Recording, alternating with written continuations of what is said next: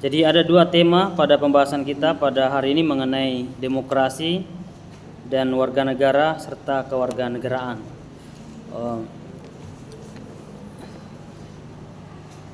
Hampir semua kekuasaan itu selalu menganggap dirinya demokratis, meskipun itu bentuknya seperti federal ya, atau berbentuk kerajaan, maka demokratis atau demokrasi itu selalu menjadi poin pokok di dalam pembahasan mereka. Tentu demokrasi yang dimaksud tidak seperti apa yang diterapkan misalnya oleh kerajaan ya, ataukah sistem pemerintahan lainnya. Demokrasi itu juga cukup tua ya. Demokrasi itu sudah ada sejak 5 abad sebelum Masehi. Sekarang sudah abad 21 ya. Oke, sejak abad 21 atau 2100 tahun, kemudian ditambah 5 abad sebelum Masehi, maka sudah sekitar berapa? Sudah 26 abad ya, atau 2600 tahun yang lalu demokrasi itu sudah dibahas. Maka demokrasi ala Yunani ya, seperti tadi pembahasan ada demokrasi dari kata demos, artinya apa? Rakyat.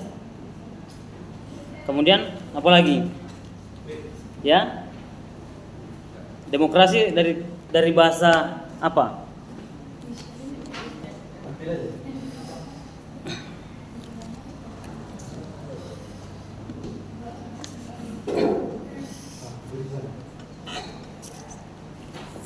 Ada yang ingin berpendapat lain? Apa itu demokrasi yang Anda pahami?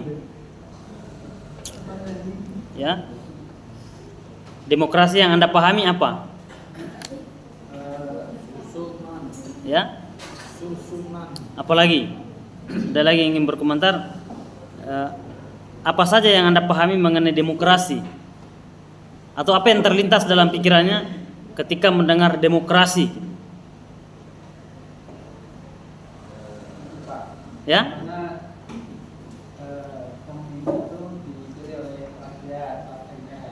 Ya. Terus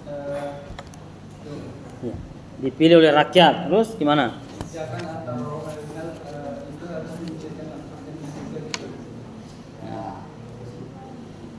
Demokrasi itu kan ada sisi namanya juga.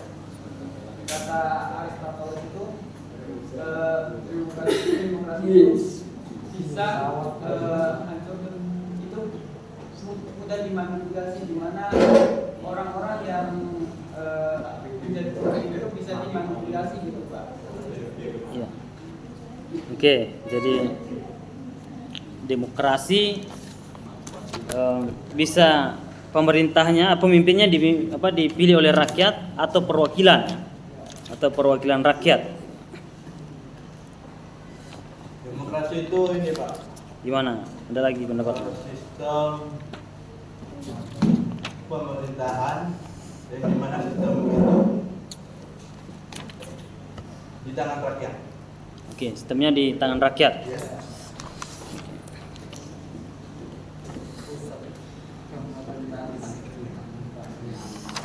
Itu sistem pemerintah, tapi itu di tangan rakyat.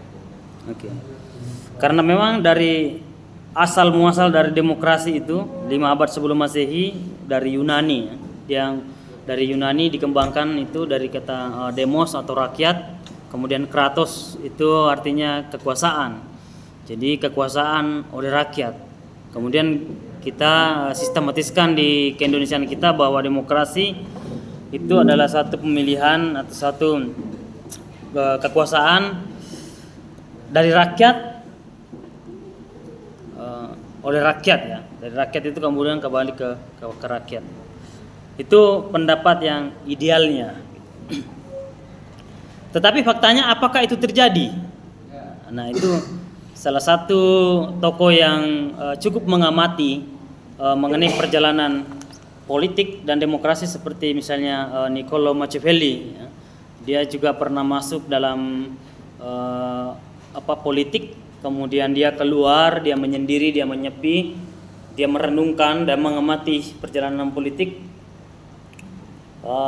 Dia menulis buku yang cukup bagus sekali, yaitu The Principle, ditulis oleh Niccolo Machiavelli. Di dalamnya membuat kita melihat demokrasi yang berjalan itu dari dulu sudah seperti itu, yaitu bertentangan antara apa yang diidekan, dipikirkan dengan kenyataan.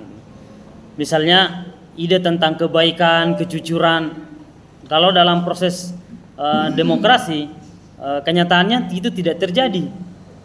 Coba Anda pikirkan, coba Anda amati tokoh-tokoh yang dianggap jujur gitu, berani, bersih, itu seringkali dikalahkan ya oleh tokoh yang dianggap korup, gitu. Latar belakangnya tidak bagus. Mengapa itu terjadi? Apakah kebenaran itu hanya sekedar konsep sebenarnya ya, dalam demokrasi, dalam dunia ide, tapi kenyataannya tidak mungkin terwujud?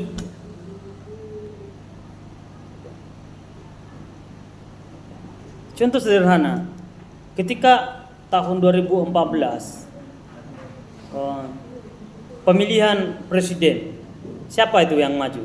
Dari 2014, dari 2019, Jokowi JK dengan siapa lawannya dulu? 2014 ya. Pertama Jokowi memimpin. Ya? Ya. Prabowo siapa? Wakilnya? Ya, Prabowo Subianto dengan calon wakilnya siapa?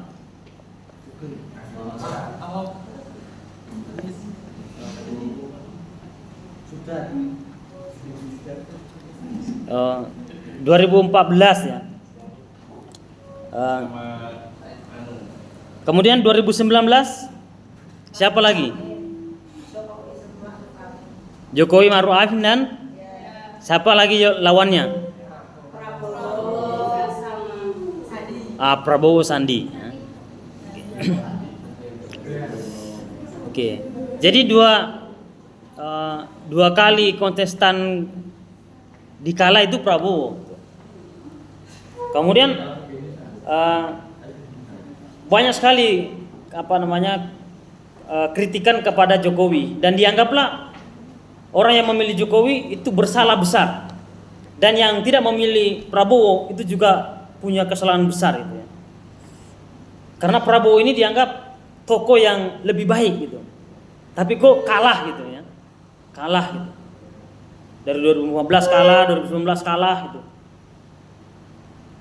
Terus tahun berapa Prabowo menang? Tahun 2000?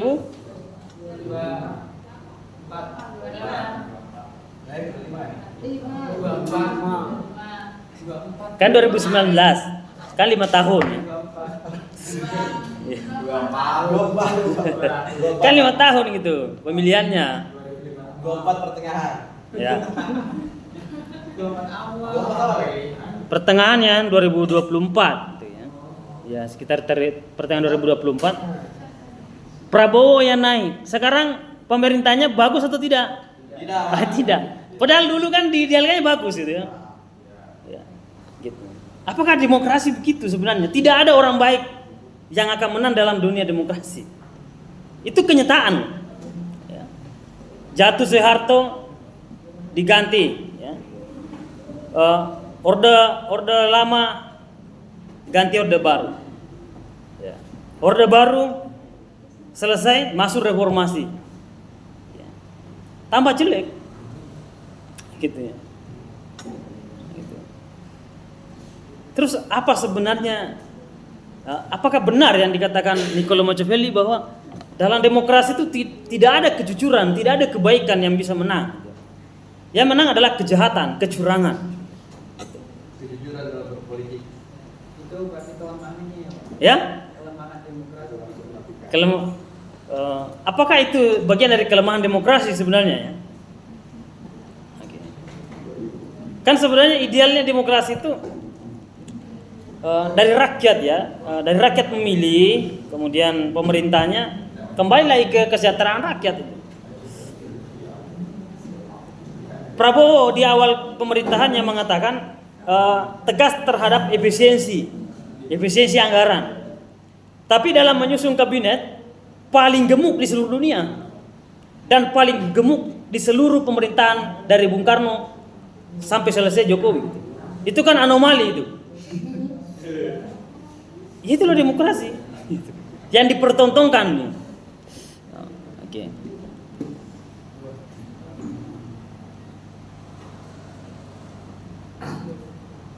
Di Cina ya, Jepang misalnya, Cina itu penguasanya, pemimpinnya itu dibangun dari bawah, dari desa-desa. Tidak ada pemimpin yang lahir tiba-tiba masuk partai langsung menjabat gitu. Nggak ada.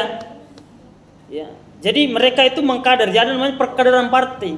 Betul-betul mengkader. Tidak boleh, bahkan orang kaya raya pun yang masuk ke partai itu tidak boleh menjadi pemimpin kalau tidak pernah hidup puluhan tahun di masyarakat pedesaan itu.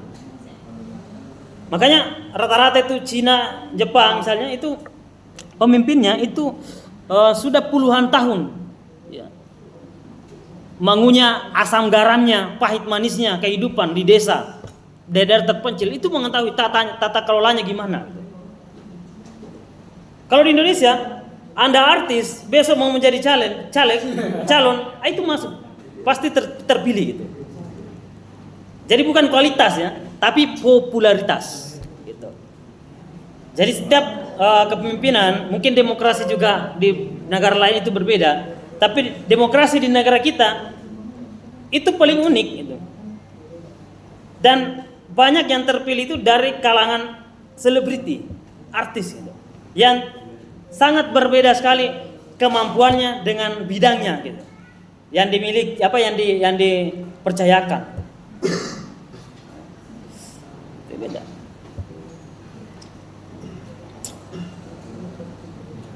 Beberapa pemilihan sebelumnya juga begitu.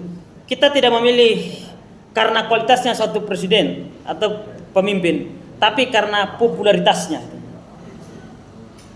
Siapa yang bisa membangun citra pada media sosial? Karena kebetulan Jokowi itu awal memimpin atau awal naik ke puncak kekuasaan sebagai seorang presiden itu awal-awal meledaknya media sosial itu. Jadi apapun yang viral itu cepat sekali.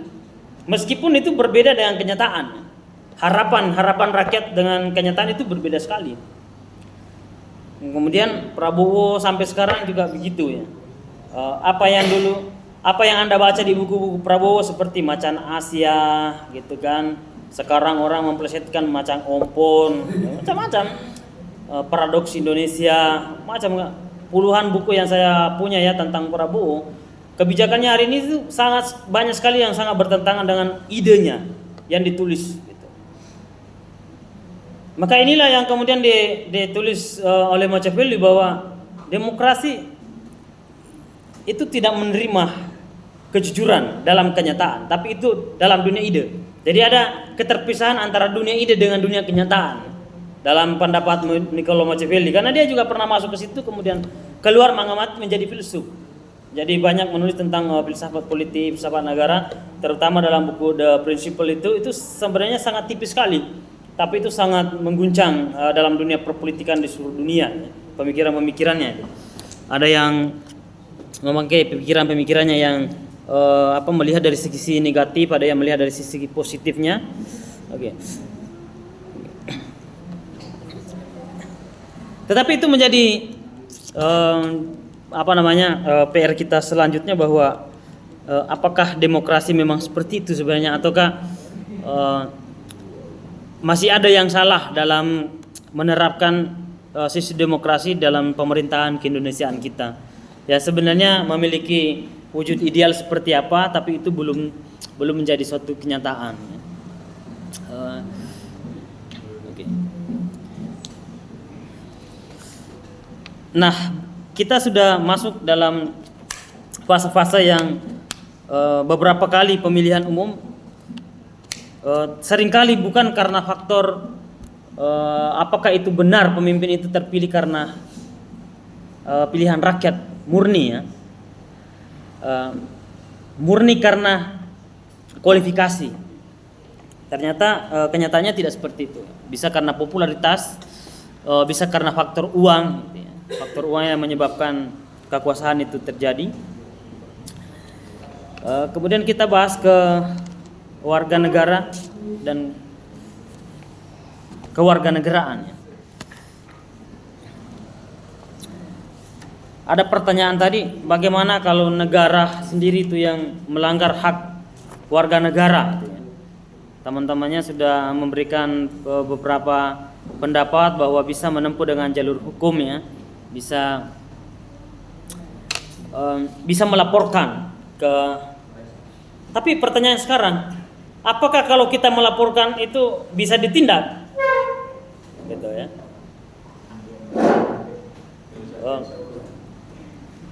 Coba Anda amati saja ya perkembangan masyarakat di media sosial.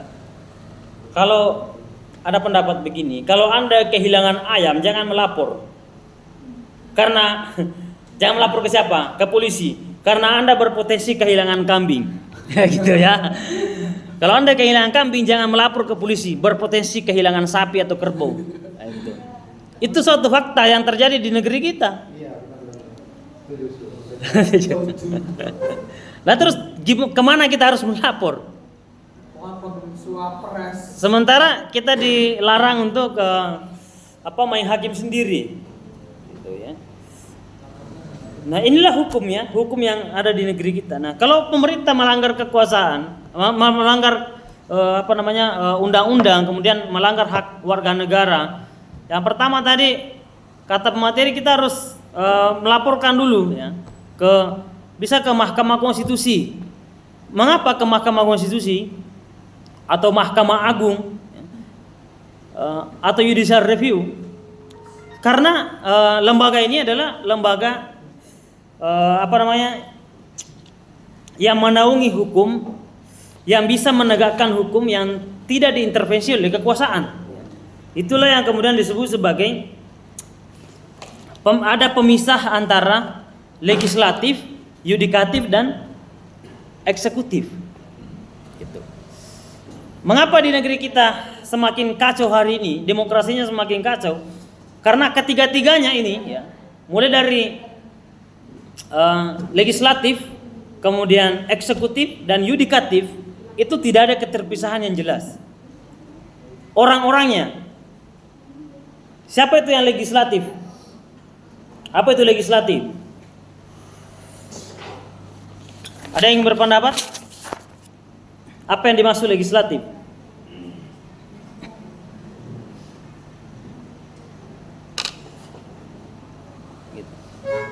Jadi ini persoalan dasar ya, persoalan dasar dulu yang kita bahas. Apa perbedaan legislatif, yudikatif, dan eksekutif? Ada yang ingin menyampaikan pendapat? Silakan.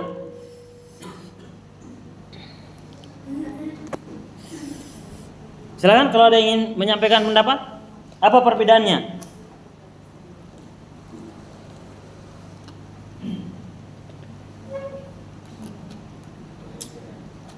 Mana? Ada pendapat? Apa itu legislatif? Apa itu yudikatif? Apa itu eksekutif?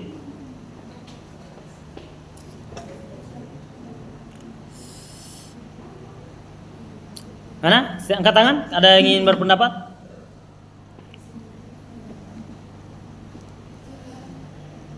Nah, gimana? Silakan. Ya Pak. Ya, namanya siapa Mas? Muhammad Depal Caksono 38. 38 ya. Ya, silakan. Legislatif itu orang yang merancang Ya, terus? atau membahas undang-undang. Ya. Eksekutif itu yang menjalankan undang-undangnya. Dan yudikatif itu yang menafsirkan atau mengadilkan undang-undang. Ya, oke. Yang mengadili. apakah terpilihnya wakil presiden itu dipengaruhi oleh Mahkamah Konstitusi? Oh iya Pak. Oh gitu. Iya Pak. Kenapa? Soalnya nganu batas umurnya terus nganu Pak wis udah. Apa hubungannya itu? Yang memberi keputusan di MK dengan wakil presiden? Apa hubungannya? Hubungan kekeluargaannya? Parti Sokoto ya. Jadi ada hubungan kekeluargaan ya. Oke. Itu salah satu contoh ya. Siapa namanya itu dulu? Ketuanya, ketua MK-nya.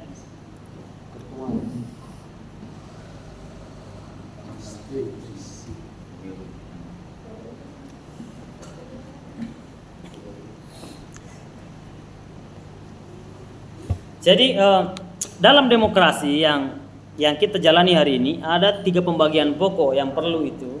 Ya.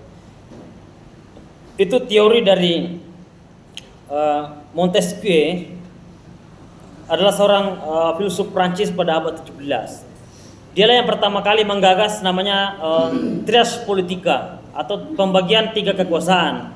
Jadi di dalam demokrasi itu pemerintah dibatasi. Itulah perbedaan feodal, perbedaan dari sistem pemerintahan kerajaan, sistem pemerintahan monarki yang menguasai secara absolut rakyatnya.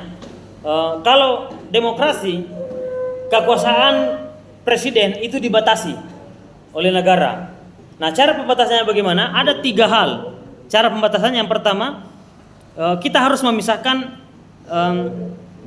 Yang pertama kita harus memisahkan namanya yudikatif, legislatif, dan eksekutif. Legislatif itu seperti anggota dewan, DPR, DPR RI, DPD, MPR itu tujuan apa? Itu fungsinya membuat undang-undang, merancang undang-undang. Jadi itu fungsinya. Nah sekarang banyak anggota dewan yang mengurusi MBG. Gitu. Viral itu beberapa bulan yang lalu, anaknya anggota dewan di Sulawesi Selatan itu menguasai puluhan tempat rumah MBG.